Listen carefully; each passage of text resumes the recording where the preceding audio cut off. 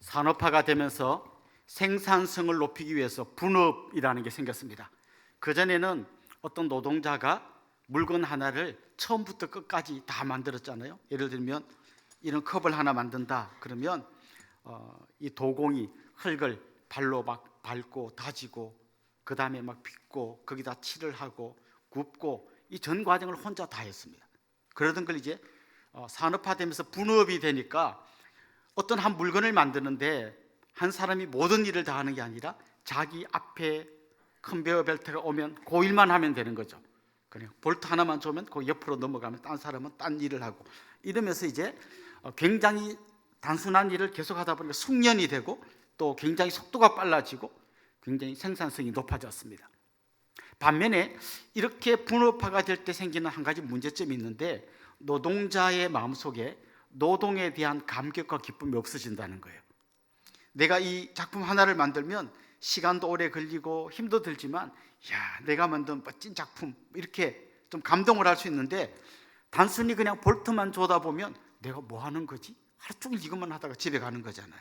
거기서 오는 어떤 노동자의 좀 상실감 같은 게 생기게 된다는 거죠.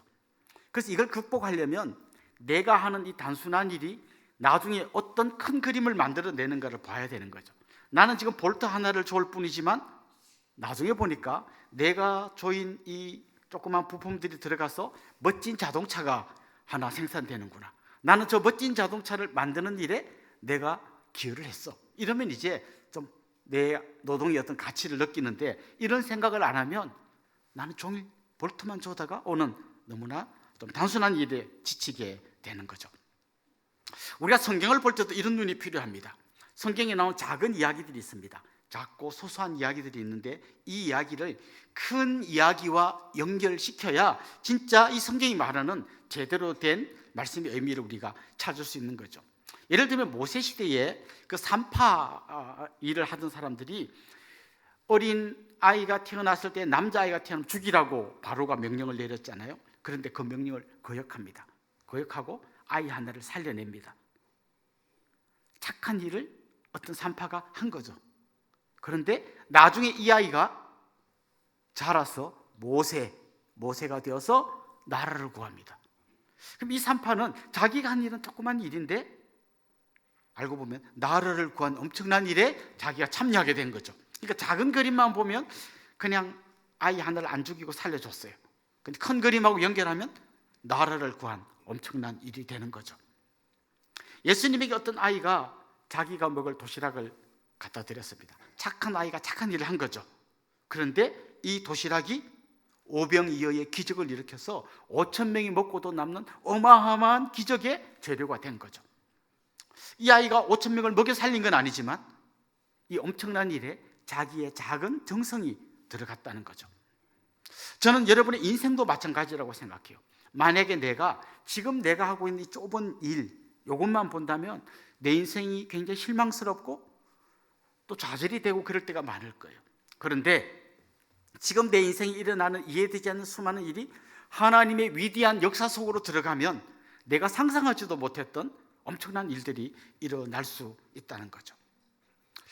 주부들의 하루가 어떻습니까? 아침에 일어나면 식사 준비해서 가족들 먹이고 남편 출근시키고 아이 어린이집에 보내고 돌아오면 이제 쌓여있는 설거지하고 다 하고 난 빨래했어 건조기에 넣고 빼서 널고 개고 그러다 보면 하루가 다 가면 저녁 준비하고 또 설거지하고 자고 이걸 매일 반복하다 보면 이런 생각이 드는 거죠. 내가 대학까지 나와서 정말 잘 나갔는데 맨날 이런 거나 평생 해야 되나? 라고 생각할 수가 있다는 거죠. 직장인이 출근해가지고 그냥 가서 뭐 합니까? 그냥 책상 정리하고 자기 업무 막 하다가 사장님한테 좀 혼나고 그리고 또 파김치 돼서 집에 와서 자고 다음날 또 회사 가고 내 청춘을 이렇게 다 허비하는 건가? 이런 생각이 든다는 거죠. 그런데 우리의 이런 작은 이야기가 하나님의 위대한 이야기 안으로 들어갈 수 있다는 거예요. 그 순간 우리의 작은 이야기는 작은 이야기로 끝나는 게 아니라 하나님의 위대한 일을 하는데 어디엔가 한 구석에서 쓰임받는 이야기로 바뀌게 된다는 거죠. 그래서 우리가 성경을 읽을 때도 작은 이야기만 볼 게 아니라 하나님의 위대한 이야기에 연결시킬 필요가 있고 내 자신의 인생을 볼 때도 내가 경험하는 작은 이야기뿐만 아니라 이게 하나님 입장에서 얼마나 큰 이야기로 연결되는가를 보아야 한다는 거죠. 오늘 우리가 룻기라는 성경을 읽었는데요, 룻기에 나오는 그 스토리는 굉장히 단순합니다. 아주 마음씨 착한 젊은 과부가 시어머니를 잘 복양하다가 나중에 또 마음씨 좋은 아저씨를 만나서 결혼해가지고 아들을 낳았어요. 그래서 참 행복하게 잘 살았어요. 끝. 이게 끝이에요. 그러니까 뭐 무슨 대단히 나라를 구한 것도 아니고 막 하나님의 불이 떨어진 것도 아니고 그냥 착한 그 과부와 또 착한 호레비가 잘 만나서 결혼해서 아기 낳고 행복하게 잘 살았대요. 이게 룻기 이야기 전체의 스토리예요. 그런데 이 룻기 이야기를 끝내면서 마지막 이야기가 뭔가 하면 우리가 별로 안 좋아하는 족보가 쭉 나오고 끝납니다. 특별히 그 맨 마지막 룻기의 맨 마지막 절인 4장 22절에 보면 이렇게 이 룻기를 마치게 됩니다. 오벳은 이새를 낳고 이새는 다윗을 낳았더라. 이 오벳이 누군가 하면 방금 말씀드린 그 보아스와 룻 사이에 태어난 아이거든요. 이 아이가 이새를 낳았고 이새는 다윗을 낳았다. 그 다윗이 누굽니까? 이스라엘에서 가장 위대한 왕입니다. 그러니까 이 두 사람이 알콩달콩 결혼해서 그냥 아기 한 명 낳고 이야기가 끝났어요. 자기들은 이게 전부예요. 이걸로 그냥 이걸로 소소한 행복을 느끼면서 인생이 끝났어요. 그런데 그 다음 아들 넘어가다 보니까 거기서 다윗 왕이 나왔다는 거예요. 그런데 이것도 완벽하게 위대한 이야기가 아닙니다. 좀 더 큰 이야기가 있습니다. 이 다윗 왕이 또 아들을 낳고 나서 오늘 본문의 배경이 된 이 베들레헴에서 예수님이 태어났다는 거예요.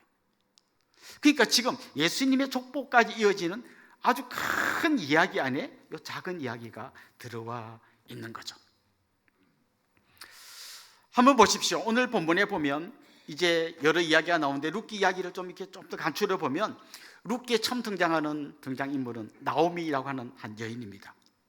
이 여인은 자기가 살던 베들레헴이 좀 농사가 잘 안 되고 좀 양식이 모자라다 보니까 좀 풍족한 옆에 나라로 이민을 갔습니다.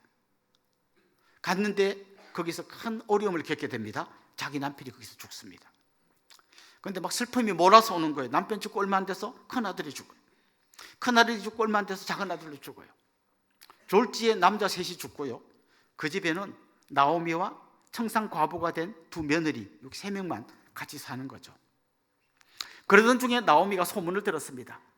원래 자기 고향이었던 베들레헴이 먹고 살기 힘들었는데 요즘 그래도 하나님이 은혜를 주셔서 굉장히 양식이 많이 나고 있다, 이런 이야기를 들으면서 나오미가 생각합니다. 굳이 내가 이 이방 땅에 살 이유가 뭔가? 남편도 죽고 아들도 죽고 나 이 땅 싫다. 이제 나 고향으로 돌아갈래. 그래서 고향으로 돌아갑니다. 그랬더니 같이 살던 두 며느리가 어머님 저희들도 같이 갈래요 하고 막 따라붙습니다. 근데 어머니가 막 계속 말립니다.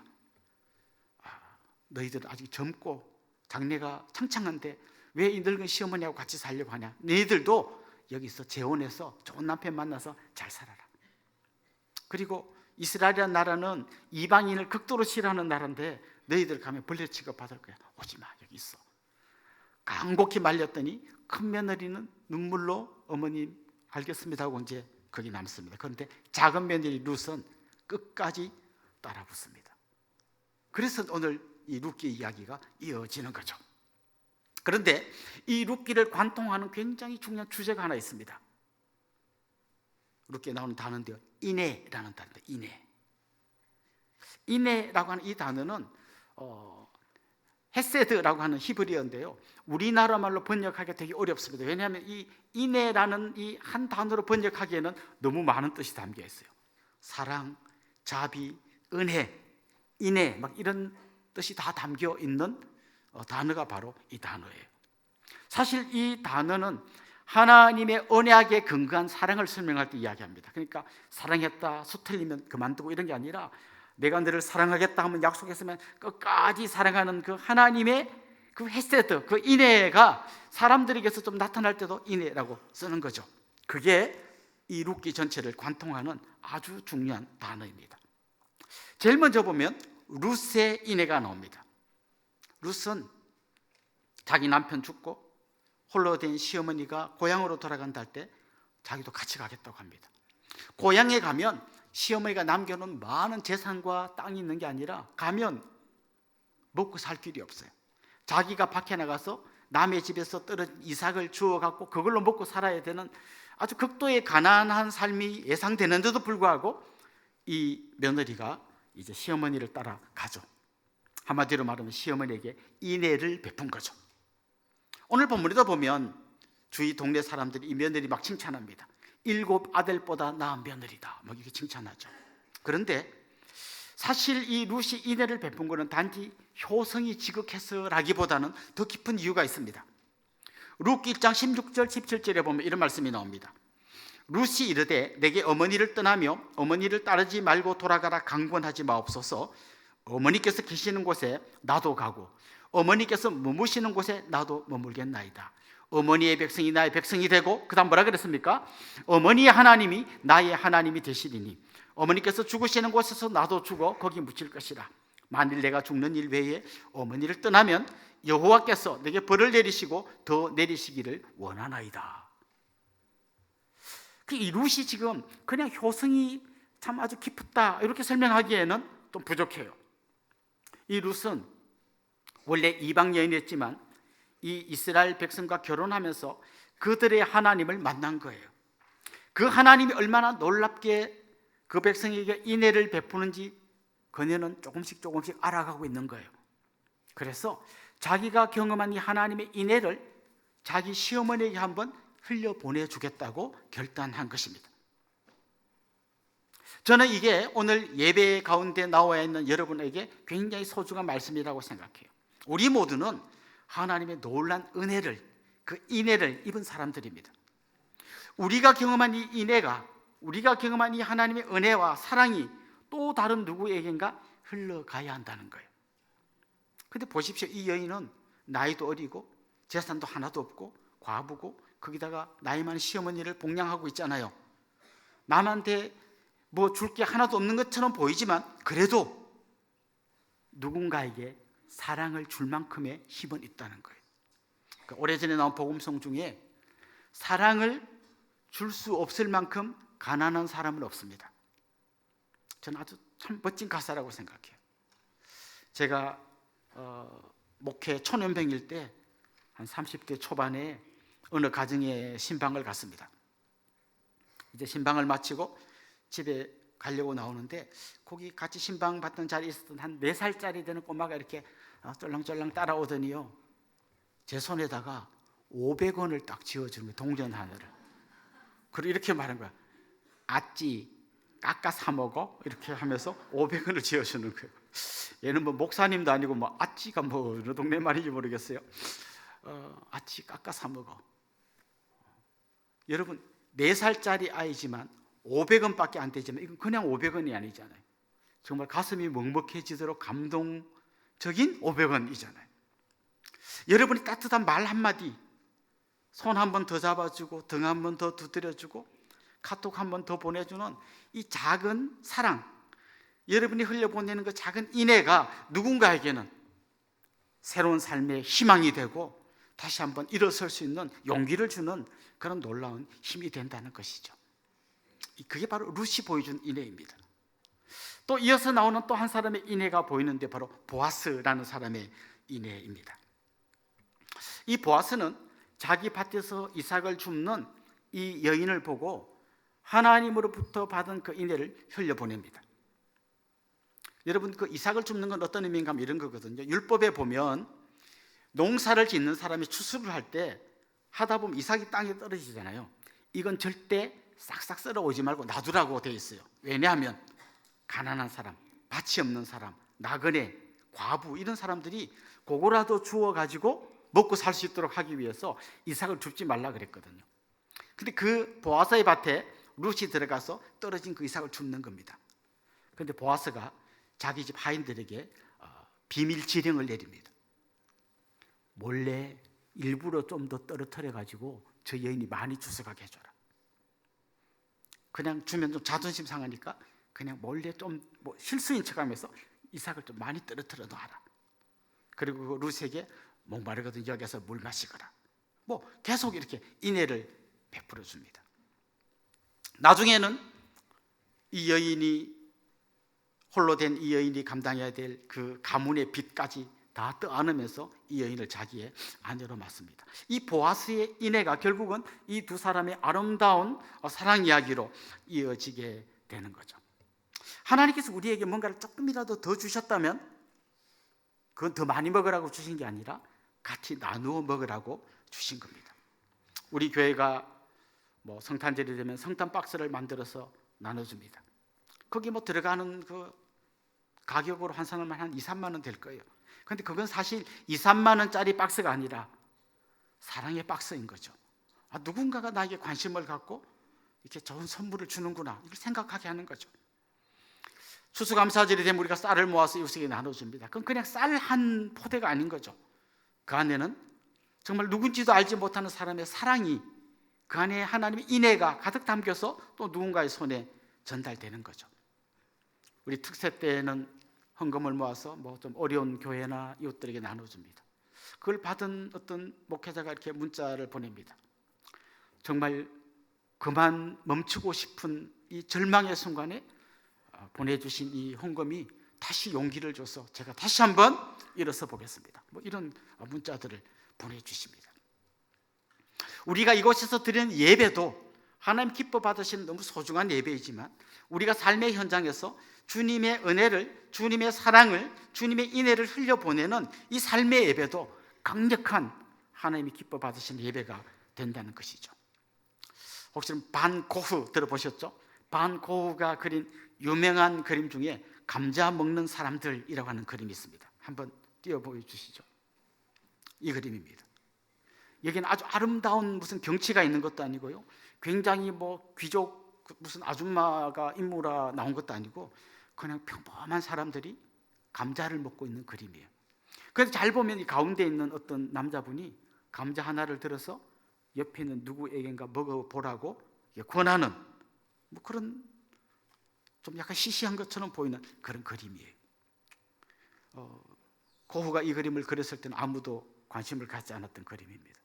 그런데 고흐가 이 그림을 그린 다음에 자기 동생 테오에게 편지를 보낸 게 지금 남아있는데요, 이렇게 편지를 보냈어요. 감자 먹는 사람들이 언젠가는 진정한 농촌 그림이라는 평가를 받을 거란다. 농부는 교회로 가기 위해서 신사복을 차려 입었을 때보다 작업복을 입고 밭에 나가 있을 때가 더 좋아 보여.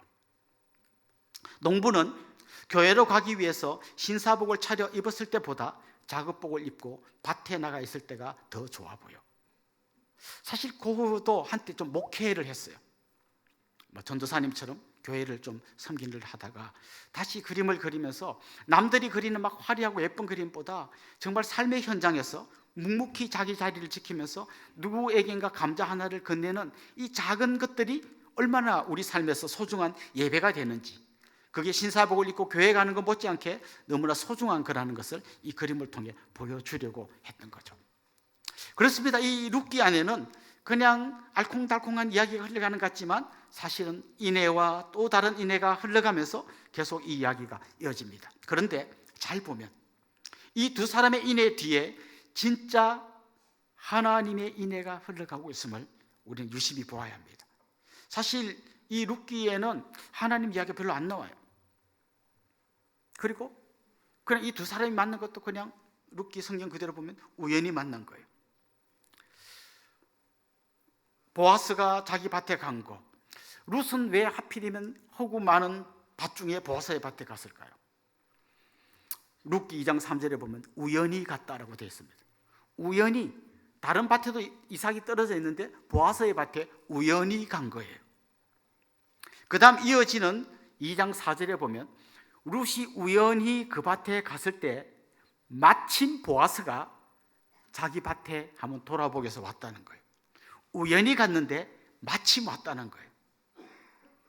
우연과 우연이 겹쳐진 거죠. 그런데 사실 룻기를 잘 읽어보면 사실 이건 우연이 아니라 우연을 가장한 하나님의 섭리예요. 우리 인생 가운데 일어나는 수많은 이야기들이 있죠. 근데 그 잘 보면요, 거기에 엄청난 우연과 우연이 겹치고 겹쳐져 있어요. 제가 제 아내를 만난 이 스토리를 한번 이렇게 살펴보면 그 중에 한 가지 고리만 빠져도 우리 못 만나는 거예요. 내가 그 학교를 안 갔다면, 아내가 그 학교를 안 갔다면, 아내가 그때 기숙사에 안 들어갔다면, 그 기숙사에 그 자매들이 없었다면, 그들이 우리를 소개시키지 않았다면, 그때 만약 누군가 거절했다면 우리 못 만나는 거죠. 근데 수많은 우연들이 해가지고 우리 만난 거예요. 근데 지금 우리는 아는 거죠. 이건 우연을 가장한 하나님의 손길이었구나라는 걸 알게 되는 거죠. 그래서 어떤 분이 굉장히 복음적인 유행가를 만들었다고요. 우리 만남은 우연이 아니야, 이런 유행가를 만들어요. 사실 우리가 잘 못 느껴서 그렇지 우연을 가장한 하나님의 인애가, 하나님의 은혜가 계속 우리 삶에서 흐르고 있는 것이죠. 보십시오. 이 두 사람의 만남이 정말 우연인 것처럼 보이지만 하나님이 이 두 사람의 후손 중에 다윗이 오게 만들었고 다윗 후손 중에 그리스도가 오게 하신 그 놀라운 하나님의 큰 그림 안에 이 두 사람의 작은 이야기를 넣어주신 거죠. 그런데 생각해보면 이거 엄청난 일이에요.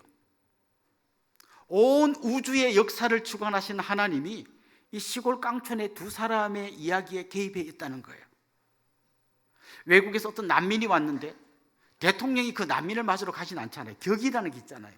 그 사람을 맞으러 가는 뭐 한 직원 정도가 있어야 되잖아요. 그런데 이 시골 두 사람이 만나는 일에 온 우주의 창조주께서 직접 개입하셨다는 거예요.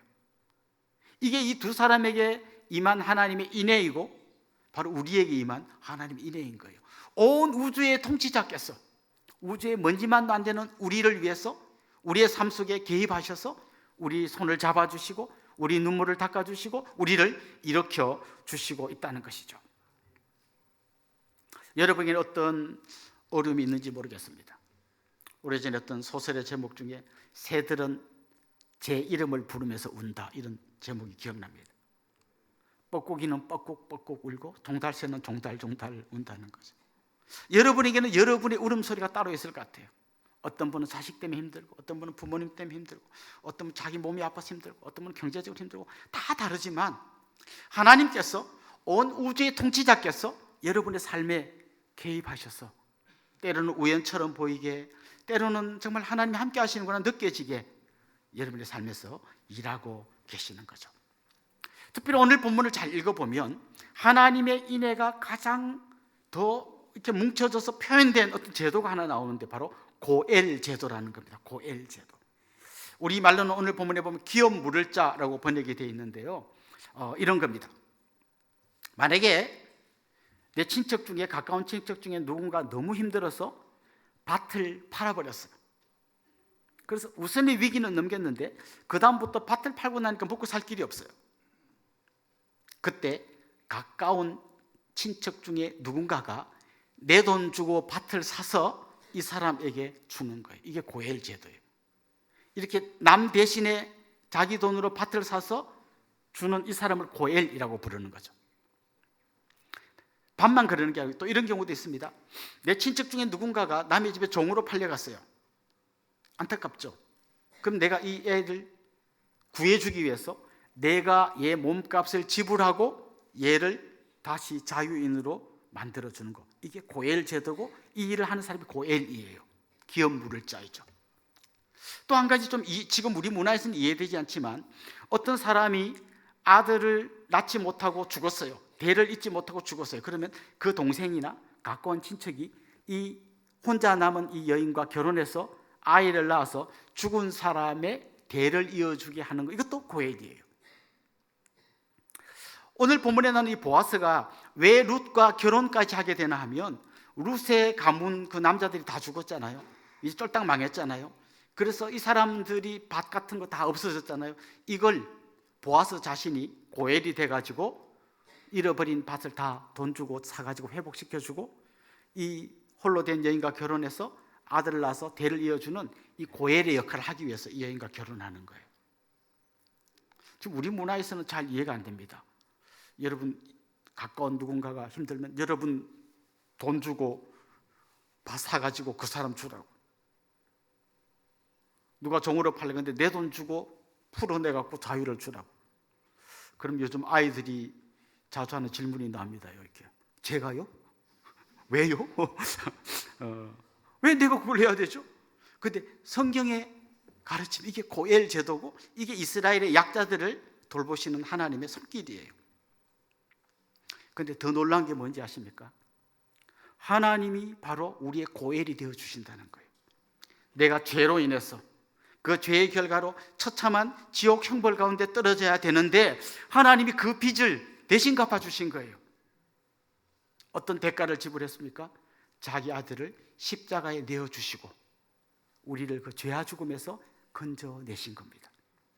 오늘 이 두 사람의 아름다운 이 이야기에서, 이내가 흘러가고 흘러간 이 이야기에서 태어난 다윗, 그 다윗의 후손 오신 예수께서 우리의 고엘이 되어주셔서 바로 이들이 일했던 이 땅 베들레헴에서 태어나셨고, 그 예수님이 우리가 진 모든 빚을 십자가 위에서 다 갚아주셔서 우리에게는 자유와 새로운 생명을 허락해 주셨다는 거예요. 그래서 사실 룻기의 이야기는 아주 작은 소소한 이야기지만 하나님의 이 위대한 이야기로 연결되는 것입니다. 사랑하는 성도 여러분, 우리의 고엘이 계십니다. 그분이 우리를 위해 돌아가셨고 우리는 말로 다 할 수 없는 인애를 경험한 사람들입니다. 이사야 43장 1절에 보면 이런 말씀이 나옵니다. 야곱아, 너를 창조하신 여호와께서 지금 말씀하시느니라. 이스라엘아, 너를 지으신 이가 말씀하시느니라. 너는 두려워하지 말라. 내가 너를 뭐하였고? 구속하였고 내가 너를 지명하여 불렀나니 너는 내 것이라. 여기 나는 구속이라는 이 말의 어원이 고엘하고 같은 어원이에요. 그러니까 주님이 우리를 구속해 줬다는 건 다른 말로 하면 뭔가 하면 우리의 고엘이 되어 주셔서 우리 대신 이 죄의 값을 다 청산하시고 우리에게 참된 구원을 주셨다는 의미인 것입니다. 그렇습니다. 우리는 하나님으로부터 말할 수 없는 인애를 입은 사람들입니다. 우리의 고엘이 되어주신 하나님께서 자기 아들을 희생시키면서까지 우리를 다 구원해 주셨습니다. 이 인애를 입은 우리가 하나님께 영광 올려드리고 예배드릴 뿐만 아니라 삶의 현장에 나가서 그곳에서 또 누군가의 고엘이 되어주고 또 누군가에게 인애를 흘려보내줄 때 그것이 우리에게 삶의 예배가 될 것이고 그런 여러분이야말로 움직이는 교회가 될 줄로 믿습니다.